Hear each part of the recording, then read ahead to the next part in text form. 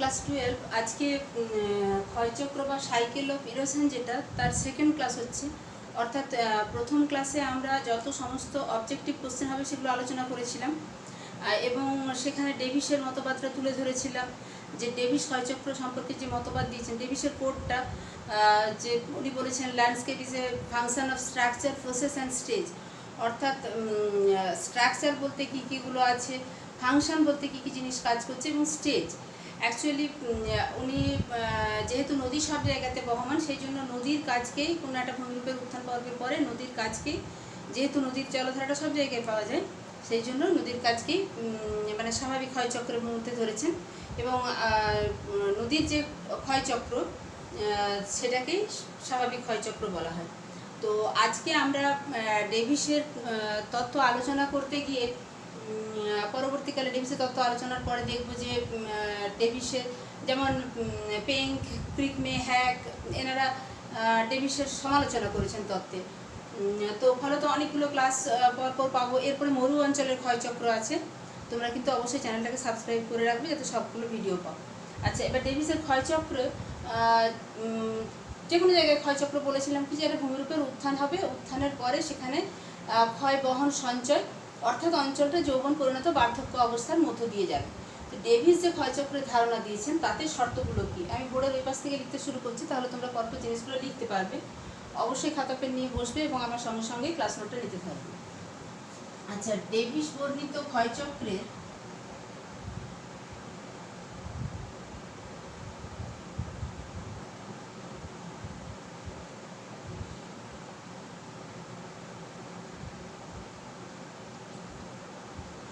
শর্ত সমূহ কি বলেছেন না, একে বলেছেন যে অঞ্চলটির অবস্থান,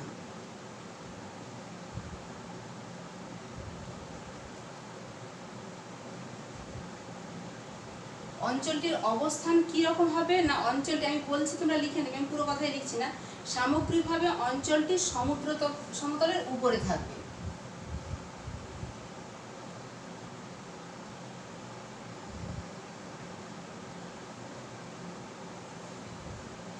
দুয়ের দাগে কি শর্ত মেনটেন করবে না, দুয়ের দাগে শিলার প্রকৃতি হবে কঠিন ও নরম, অর্থাৎ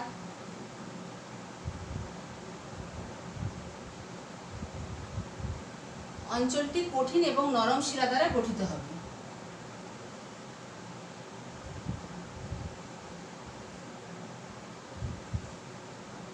তিন নম্বরের শর্ত কি না, উত্থান পর্বের ব্যাপ্তিকাল সেটা কিরকম হবে না, উত্থান পর্ব ভূমিরূপটি যে উত্থিত হবে, উত্থান পর্বটা অতি দ্রুত শেষ হবে।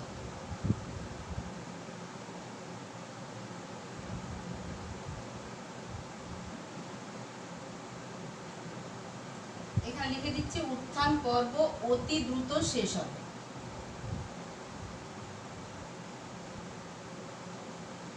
চার নম্বর কি পয়েন্ট না, ক্ষয়কার্যের প্রভাব, ক্ষয়কার্যের প্রভাবটা কেমন হবে না, ভূমিরূপের যে উত্থান হলো, উত্থান পর্বের শুরুতে ক্ষয়কার্যের প্রভাব সেভাবে দেখা যাবে না।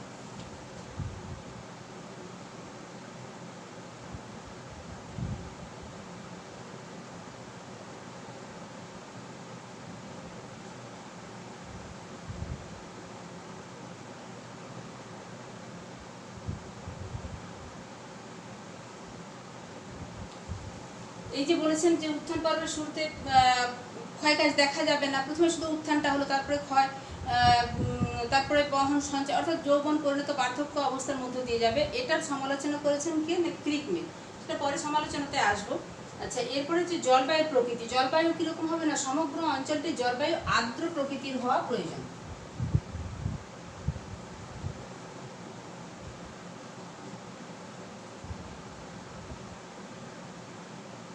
জলবায়ু প্রকৃতি কেমন হবে আমি বলে দিয়েছি, তোমরা পুরো কথাটা লিখে নিবে, আর্দ্র হবে। এরপরে হচ্ছে ক্ষয়চক্রের শেষ সীমা,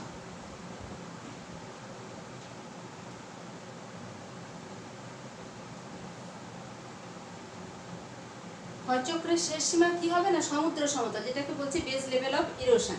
তাহলে সমুদ্র পৃষ্ঠই হবে, সমুদ্র পৃষ্ঠই হবে ক্ষয়কার্যের বা ক্ষয়চক্রের শেষ সীমা। এর অঞ্চলটির পরিণতি, এটাই লাস্ট পয়েন্ট, কিরকম পরিণতি হবে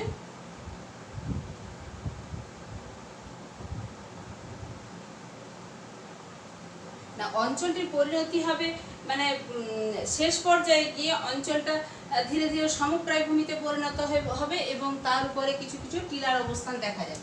তাহলে যদি বলি কি না সমপ্রায় ভূমি ও মোনাডনক, ডেভিস বর্ণিত ক্ষয়চক্রের এগুলোই হলো শর্ত। এরপরে আমরা দেখবো যে যৌবন অবস্থা, পরিণত অবস্থা এবং বার্ধক্য অবস্থার মধ্য দিয়ে যাওয়ার সময় ভূমিরূপটার কিরকম কি পরিবর্তন হচ্ছে।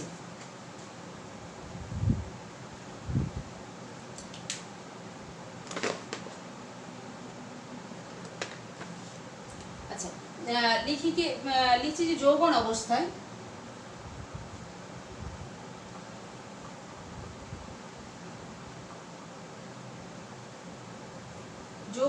কি কি দেখা যায়, পেনটা ঢাকাটা লাগে না। এখানের সূচনা কাল কেমন হবে প্রথমে দেখব।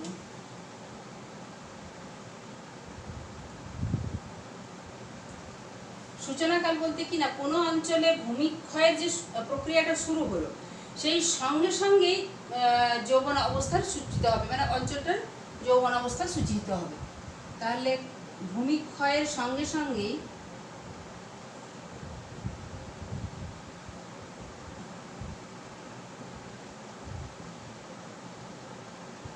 কি সূচনা করবে, যৌবন অবস্থার সূচনা।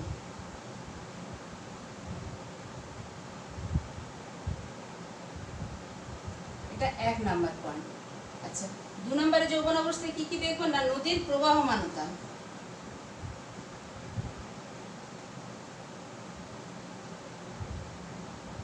প্রবাহ নয়, নদীর প্রবাহমানতা কিরকম না যৌবন অবস্থায় প্রাথমিক পর্যায়ে ভূমিভাগের যে প্রারম্ভিক ঢাল অনুসারে বেশ কয়েকটি অনুগামী নদী এবং সেই অনুগামী নদীতে অর্থাৎ এই বেশ কয়েকটি অনুগামী নদী মানে ঢাল বরাবর প্রবাহিত নদী এবং সেখানে কয়েকটি অনুগামী নদী এবং তাতে কয়েকটি উপনদী এসে মিলিত হবে। 3 নাম্বার দেখবো কি যৌবন অবস্থায় কি হবে না নদীর কাজ কি হবে, মূলত নিম্নক্ষয়। পার্শ্বক্ষয়ের প্রভাব এতটা থাকবে না। আমি ছবিটা আঁকলে আরেকটু বেশি ক্লিয়ার হয়ে যাবে তোমাদের কাছে।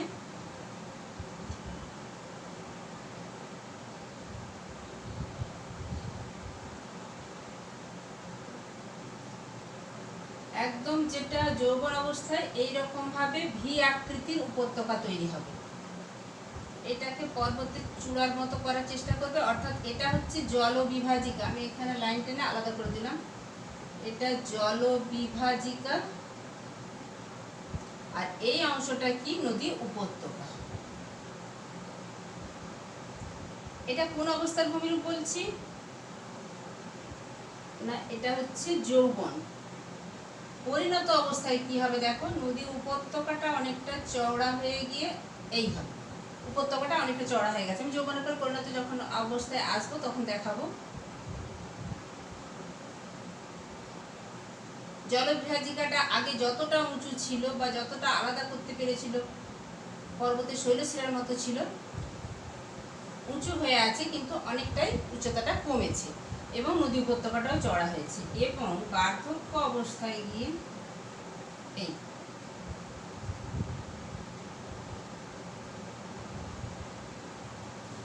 তাহলে নদীর কাজ কি মূলত নিম্নক্ষয় হচ্ছে এবং এই নিম্নক্ষয়ের ফলে কি হয় আমরা নদীর কাজের উচ্চ গতিতে যদি দেখি যে ভূমিরূপগুলো সেগুলোই হবে। মূলত কি হয় না নদীর অবঘর্ষের প্রক্রিয়াটা বেশি হয় এবং সেখানে মন্থকূপের সৃষ্টি হয়। এছাড়া এখানে একটা জিনিস নদী করে, নিম্নক্ষয় তো বেশি হলো, এখানে তো কোনো উচ্চভূমি থেকে কোনো উচ্চভূমি থেকে নদীটা উৎপন্ন হয়েছে। যেই নদীটা হয়তো এদিকেও নদী গেছে, যেই নদীটার ক্ষমতা বেশি সে বেশি পরিমাণ এখানে যদি বরফ গলা জলের উৎস হয়, বরফ গলা জল যদি উৎস হয় তাহলে বেশি করে জল যদি নিয়ে নিতে পারে তার মানে সেটা হচ্ছে নদীর মস্তক ক্ষয় বলে, অর্থাৎ উল্টো দিকে নদীকে গ্রাস করবে, মস্তক ক্ষয় বা নদী গ্রাসও ঘটে। এরপরে যদি বলি যে নদী উপত্যকার আকৃতি কেমন হয়,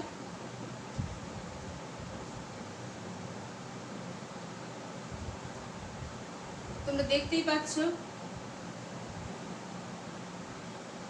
ভি আকৃতির উপত্যকা গঠিত হবে। ঠিক আছে, এরপরে আমরা দেখব কি কি ভূমিরূপ তৈরি হচ্ছে না, জলপ্রপাত, খরস্রোত। কেন হয় না, জলপ্রপাত যদি কঠিন শিলা আর কোমল শিলা, ধরো কঠিন শিলা ক্রস দিলাম আর কোমল শিলা ডট ডট করলাম, এরকম যদি পরপর উল্লম্বভাবে অবস্থান করে তাহলে কি কঠিন শিলাটা কম ক্ষয় পাবে, তুলনামূলক কোমল শিলা বেশি ক্ষয় পেয়ে গিয়ে কি হবে না, এর উপর থেকে নীল কালিটা ইউজ করি,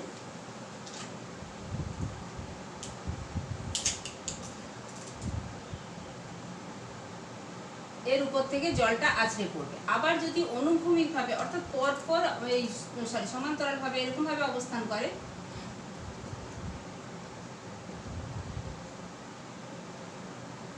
তখন এর উপর থেকে জলটা কি হয়, এখানটাতে বেশি ক্ষয় করতে পারছে না কঠিন শিলা, কোমল শিলা বেশি ক্ষয় করছে, আবার কঠিন শিলা বেশি ক্ষয় করতে পারছে না, মোটামুটি কঠিন শিলার উপর থেকে তখন জলটা আছড়ে নিচে পড়ছে, জলপ্রপাত সৃষ্টি হয়। এছাড়া এটা অনুভূমিক বা সমান্তরাল বলা যেতে পারে, এটাকে বলবো উল্লম্বভাবে। আর যদি এমন হয় যে যখন পার্বত্য অঞ্চল থেকে পড়ছে, ভূমির বন্ধুর হওয়ার জন্য বারবার আছড়ে আছড়ে পড়ছে, এই যে জলটা আছড়ে পড়ছে এটাকে কি বলছি, খরস্রোত। তাহলে এটা কোন অবস্থায় দেখা যায় না, যৌবন অবস্থায়। আচ্ছা, আর কি না, জলবিভাজিকাটা কিরকম ভাবে বললাম, জলবিভাজিকা মানে নদী উপত্যকার মাঝের অংশ, যে উচ্চভূমি দ্বারা দুটো নদী উপত্যকা পৃথক হয় তাকে বলে জলবিভাজিকা। জলবিভাজিকার অবস্থান কেমন হবে না, জলবিভাজিকাটা অনেকটা দেখো চওড়া হয়ে আছে, ঠিক আছে। এরপরে লাস্ট পয়েন্টে যেটা আসবো সেটা ভূমিরূপ কেমন হবে না, ভূমিরূপ হবে বন্ধু, এই গেল যৌবন অবস্থায় গঠিত ভূমিরূপ। এরপরে আসছে পরিণত অবস্থায়।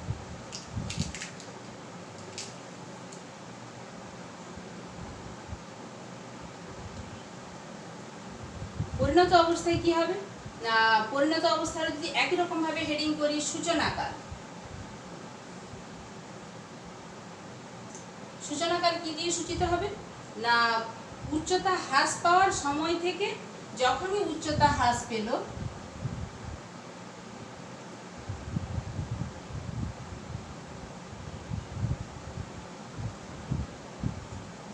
সময় থেকে পরিণত অবস্থা সূচিত হবে।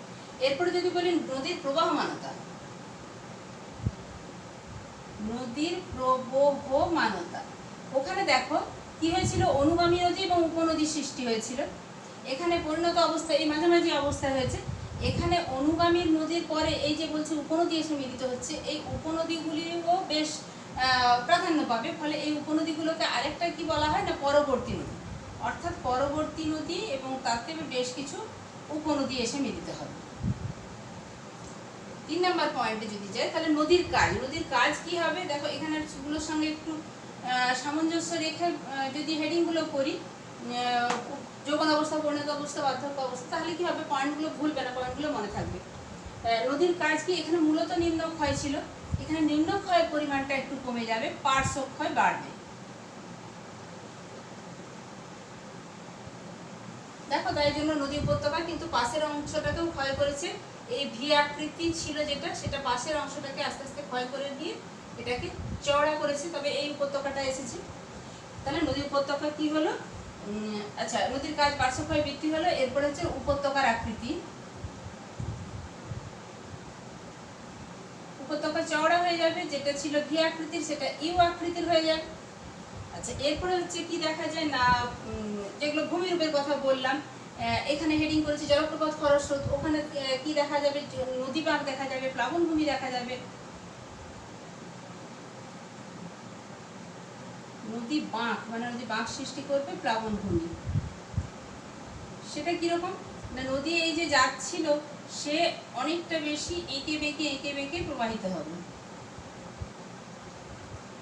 তখন এরকম ভাবে পার্বত্য অঞ্চলের উপর থেকে দ্রুত নেমে এসেছিল, এবারে আস্তে আস্তে এঁকে বেঁকে প্রবাহিত হচ্ছে, এবং এঁকে বেঁকে প্রবাহিত হওয়া ছাড়াও নদী খাত চওড়া হয়েছে, নদীতে নদী বোঝা বৃদ্ধি পেয়ে নদী খাতকে ভরাট করে তুলেছে।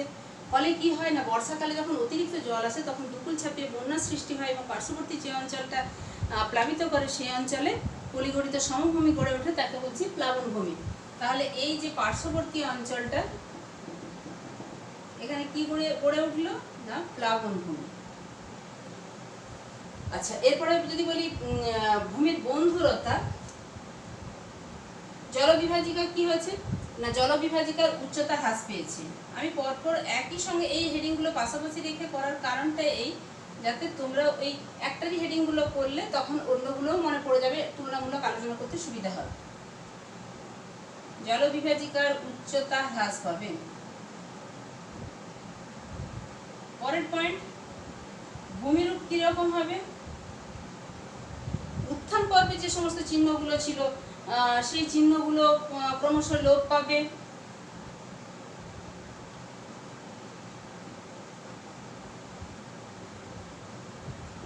এবং বন্ধুরতা কমবে। এরপরে যদি আমরা আসি, সেটা কি অবস্থায় আসবে, যৌবন পরিণত বার্ধক্য অবস্থায়।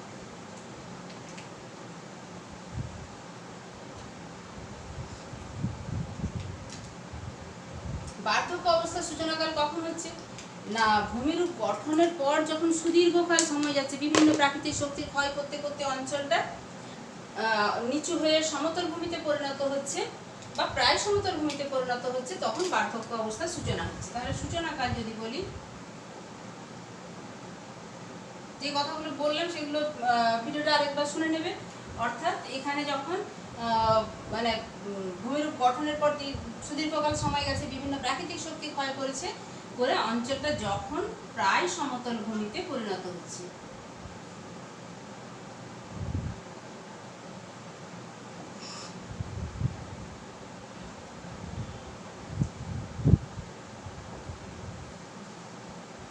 দুইয়ের দাগে কি বলবো, দুইয়ের দাগে নদীর প্রবাহমানতা, যেটা করেছি।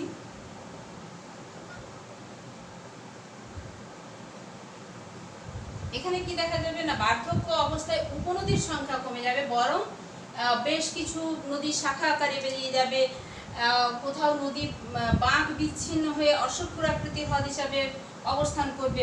অর্থাৎ এখানে উপনদীর সংখ্যা কমে যায়।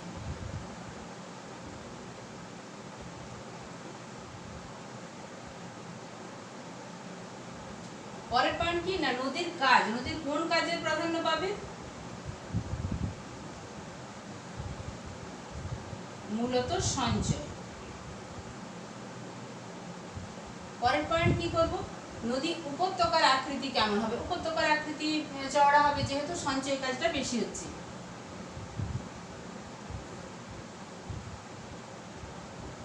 নদী উপত্যকা বেশ চওড়া।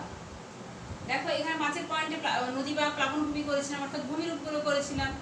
এখানে কি গঠিত হবে না, এখানে চর বা চড়ার, নদীর মাঝে বালি জমে চড়ার সৃষ্টি হবে।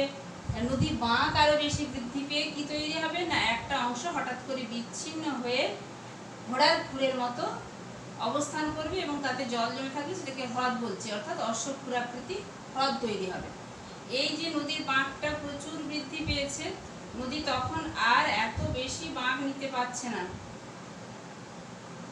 এটাতে প্রচুর নদীর জলটাকে বাঁকতে হচ্ছে। যদি এখানে কোনো দুর্বল স্থান পেয়ে থাকে, তখন সে কি করে, এই সোজা যাওয়ার চেষ্টা করে, পরবর্তীকালে নদীর জলটা এইভাবে সোজা যেতে থাকে এবং তার মাঝে যেখানটা যে অংশটা যেভাবে উত্তল আছে সেই অংশটা সেভাবেই উত্তল করবে। এখানটাতে এই অংশটা উত্তল আছে, এখানে এই অংশটা উত্তল আছে, এই উত্তল অংশগুলো কি হচ্ছে, আলাদা হয়ে বিচ্ছিন্ন হয়ে ঘোড়ার মতো বা অশ্বক্ষুরাকৃতি হ্রদ গঠন করছে। এরপরে বলছে যে জলবিভাজিকার প্রকৃতি কেমন হবে,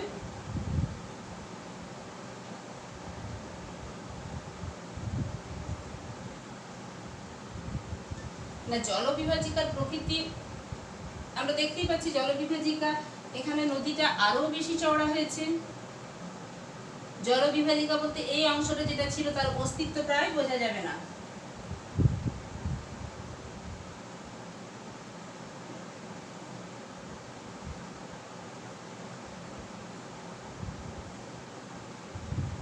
পরের পয়েন্ট কি বলবো না, আমরা দেখেছি ভূমিরূপগুলো লিখেছিলাম। তো কি কি ভূমিরূপ গঠন করছে না, এখানে সমপ্রায় ভূমি হবে, সমপ্রায় ভূমি টিকা আছে, সমপ্রায় ভূমি বা পেনিপ্লেন অর্থাৎ প্রায় সমতল ভূমিতে পরিণত হবে এবং সেই সমপ্রায় ভূমির উপর ছোট ছোট যে টিলার অবস্থান করবে সেই টিলাগুলোকে বলছে মোনাড নব, যেটা মরুক্ষয়চক্রে গিয়েও পাবো, যেখানে মোনাড নব না বলে ইতস্তত বিক্ষিপ্ত যে টিলা থাকে তাকে বলছি ইনসেল বার্থ। এবং লাস্ট পয়েন্ট যেটা সেটা হচ্ছে ভূমির উচ্চতা, সরি ভূমির বন্ধুরতা করেছি।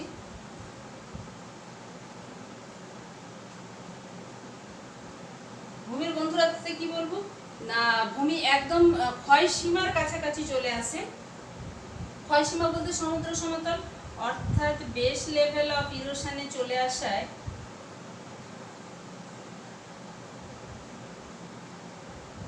বা সমুদ্র সমতলে থাকায়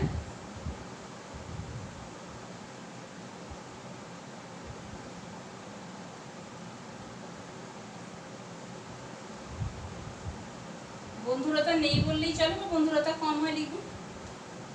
ব্যাস এই হচ্ছে এখানে যে ছবিগুলো আসবে ভূমিরূপে, যৌবন অবস্থায় ভূমিরূপ যেগুলো হচ্ছে সেই ভূমিরূপের ছবি দেবে, উন্নত অবস্থায় যে যে ভূমিরূপ হচ্ছে ভূমিরূপগুলোর ছবি করবে, বার্ধক্য অবস্থায় যে যে ভূমিরূপগুলো হচ্ছে তার ছবি করবে এবং সামগ্রিকভাবে একটা ছবি তুলে ধরবে যাতে যৌবন পরিণত বার্ধক্য অবস্থায় তুলনামূলক আলোচনা করা যায়।